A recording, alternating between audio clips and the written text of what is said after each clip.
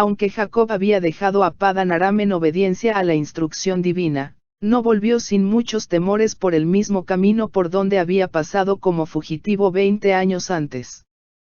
Recordaba siempre el pecado que había cometido al engañar a su padre. Sabía que su largo destierro era el resultado directo de aquel pecado, y día y noche, mientras cavilaba en estas cosas, los reproches de su conciencia acusadora entristecían el viaje. Cuando las colinas de su patria aparecieron ante él en la lejanía, el corazón del patriarca se sintió profundamente conmovido. Todo el pasado se presentó vivamente delante de él. Al recordar su pecado pensó también en la gracia de Dios hacia él, y en las promesas de ayuda y dirección divinas. A medida que se acercaba al fin de su viaje, el recuerdo de Esaú le traía muchos presentimientos aflictivos.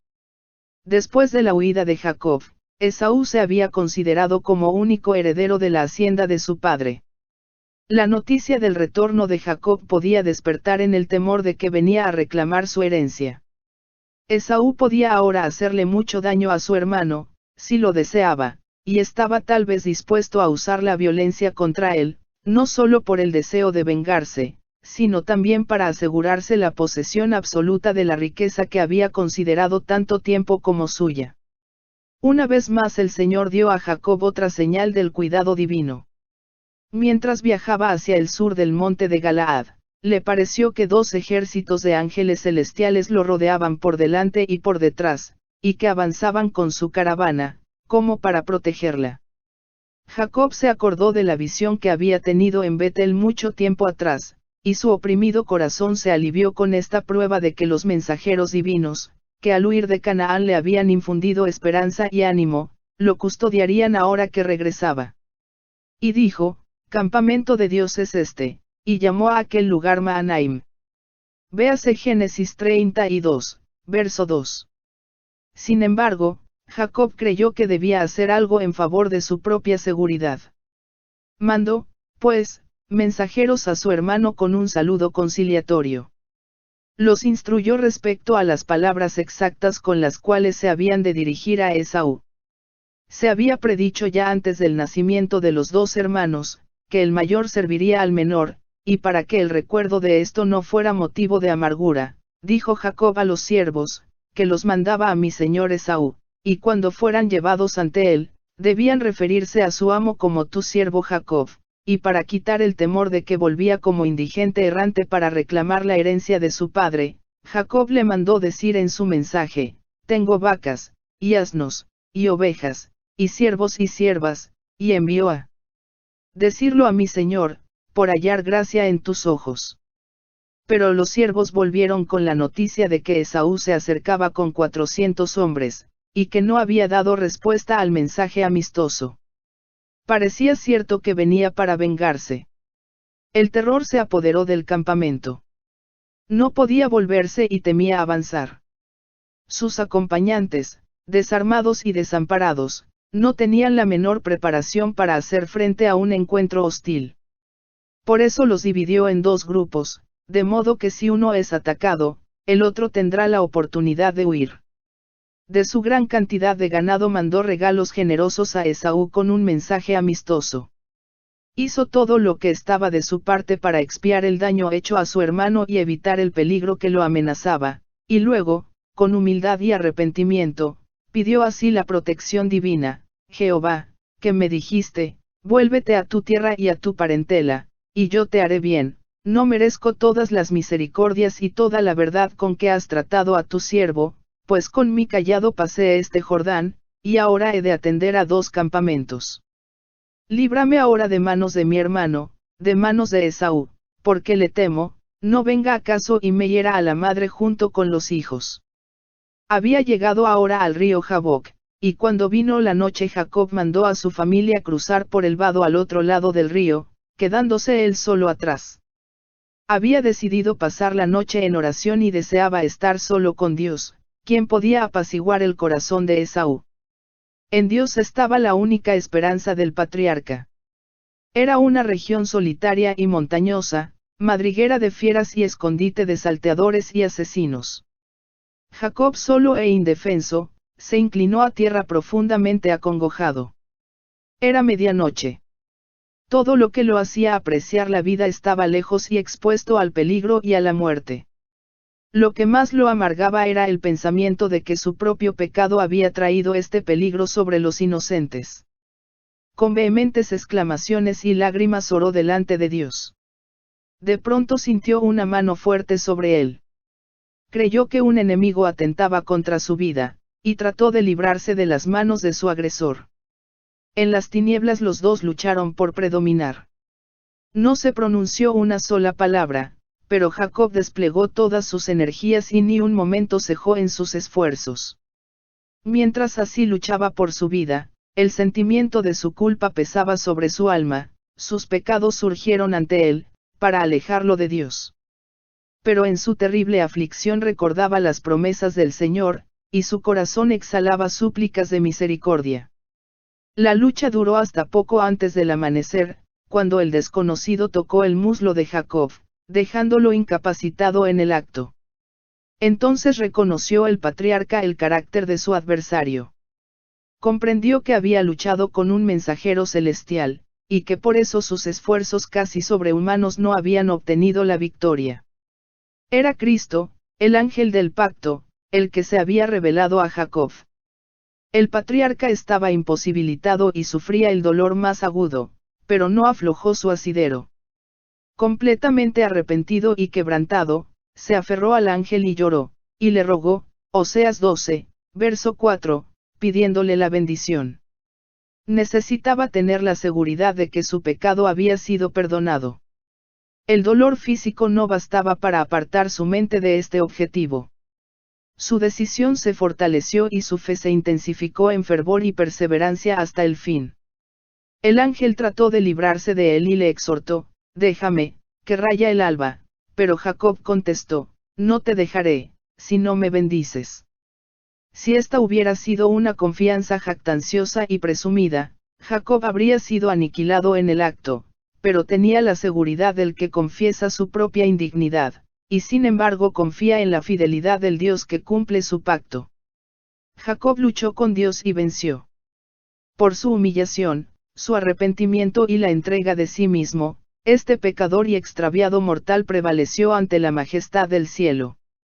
Se había aferrado con mano temblorosa de las promesas de Dios, y el corazón del amor infinito no pudo desoír los ruegos del pecador. El error que había inducido a Jacob al pecado de alcanzar la primogenitura por medio de un engaño, ahora le fue claramente manifestado. No había confiado en las promesas de Dios, sino que había tratado de hacer por su propio esfuerzo lo que Dios habría hecho a su tiempo y a su modo. En prueba de que había sido perdonado, su nombre, que hasta entonces le había recordado su pecado, fue cambiado por otro que conmemoraba su victoria. Ya no te llamarás Jacob, sino Israel, porque has luchado con Dios y con los hombres, y has vencido. Jacob alcanzó la bendición que su alma había anhelado. Su pecado como suplantador y engañador había sido perdonado. La crisis de su vida había pasado. La duda, la perplejidad y los remordimientos habían amargado su existencia, pero ahora todo había cambiado, y fue dulce la paz de la reconciliación con Dios. Jacob ya no tenía miedo de encontrarse con su hermano. Dios, que había perdonado su pecado, podría también conmover el corazón de Esaú para que aceptara su humillación y arrepentimiento. Mientras Jacob luchaba con el ángel, otro mensajero celestial fue enviado a Esaú. En un sueño este vio a su hermano desterrado durante 20 años de la casa de su padre, presenció el dolor que sentiría al saber que su madre había muerto, lo vio rodeado de las huestes de Dios. Esaú relató este sueño a sus soldados, con la orden de que no hicieran daño alguno a Jacob, porque el Dios de su padre estaba con él. Por fin los dos grupos se acercaron uno al otro, el jefe del desierto al frente de sus guerreros, y Jacob con sus mujeres e hijos, acompañado de pastores y siervas, y seguido de una larga hilera de rebaños y manadas. Apoyado en su cayado, el patriarca avanzó al encuentro de la tropa de soldados. Estaba pálido e imposibilitado por la reciente lucha, y caminaba lenta y penosamente, deteniéndose a cada paso, pero su cara estaba iluminada de alegría y paz. Al ver a su hermano cojo y doliente, Esaú corrió a su encuentro y, echándose sobre su cuello, lo abrazó y besó, los dos lloraron. Génesis 33, verso 4. Hasta los corazones de los rudos soldados de Esaú fueron conmovidos, cuando presenciaron esta escena. A pesar de que él les había relatado su sueño, no podían explicarse el cambio que se había efectuado en su jefe. Aunque vieron la flaqueza del patriarca, nunca pensaron que esa debilidad se había convertido en su fuerza. En la noche angustiosa pasada a orillas del Jaboc, cuando la muerte parecía inminente, Jacob había comprendido lo vano que es el auxilio humano, lo mal fundada que está toda confianza en el poder del hombre. Vio que su única ayuda había de venir de aquel contra quien había pecado tan gravemente.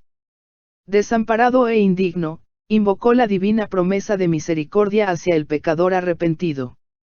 Aquella promesa era su garantía de que Dios lo perdonaría y aceptaría. Los cielos y la tierra habrían de perecer antes de que aquella palabra faltara, y esto fue lo que lo sostuvo durante aquella horrible lucha.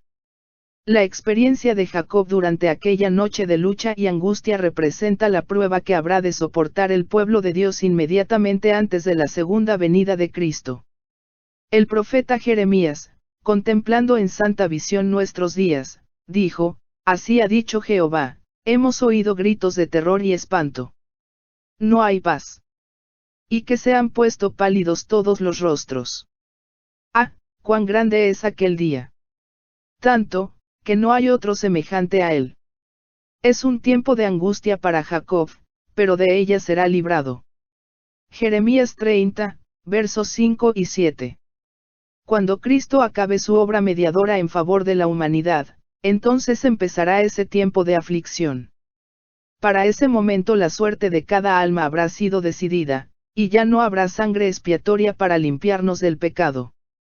Cuando Cristo deje su posición de intercesor ante Dios, se anunciará solemnemente: el que es injusto, sea injusto todavía; el que es impuro, sea impuro todavía; el que es justo, practique la justicia todavía; y el que es santo, santifíquese más todavía. Apocalipsis 22, verso 11. Entonces el espíritu que reprime el mal se retirará de la tierra.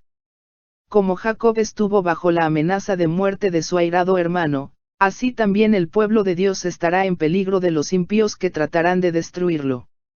Y como el patriarca luchó toda la noche pidiendo ser librado de la mano de Esaú, así clamarán los justos a Dios día y noche que los libre de los enemigos que los rodean.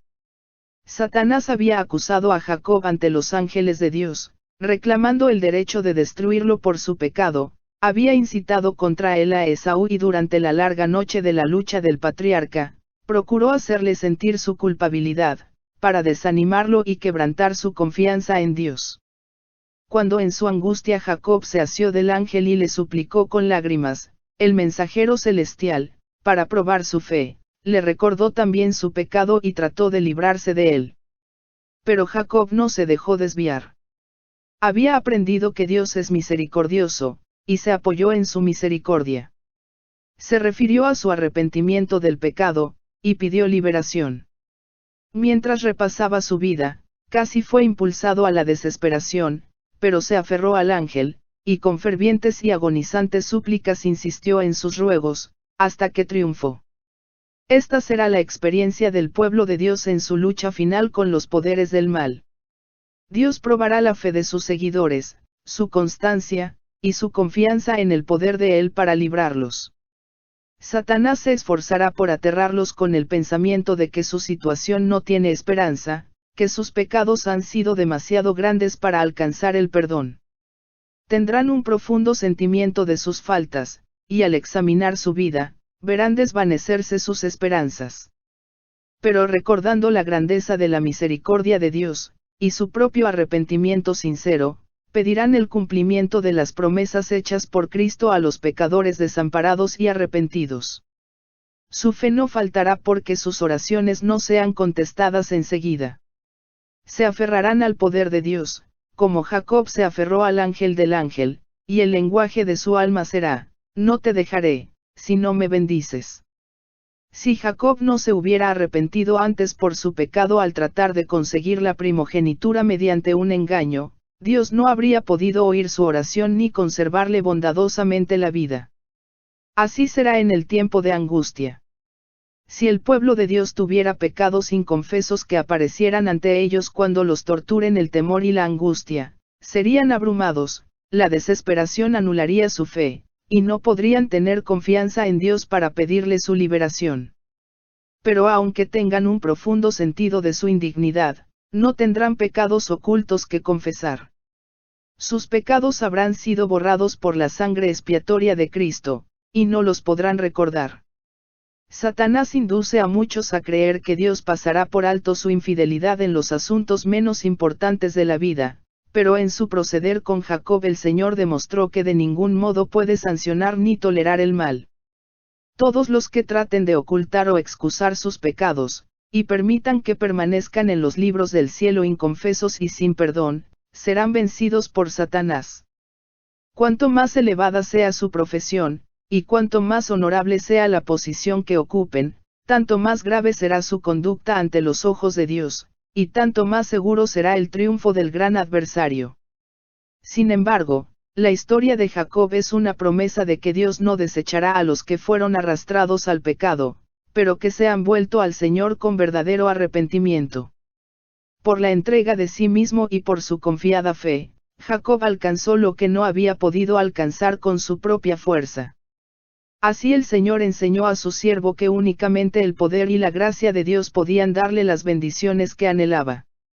Así ocurrirá con los que vivan en los últimos días. Cuando los peligros los rodeen, y la desesperación se apodere de su alma, deberán depender únicamente de los méritos de la expiación. Nada podemos hacer por nosotros mismos. En toda nuestra desamparada indignidad, debemos confiar en los méritos del Salvador crucificado y resucitado. Nadie perecerá jamás mientras haga esto.